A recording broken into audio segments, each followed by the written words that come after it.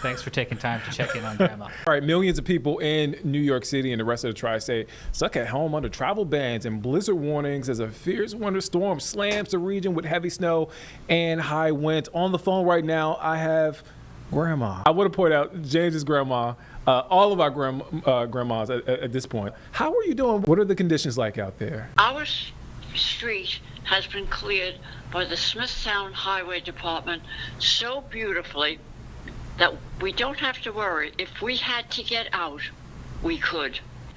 And we've been fortunate that each of us here in our homes have a way of getting, I'll show you, it's very high snow, getting it cleared so that if we had to get out, we could.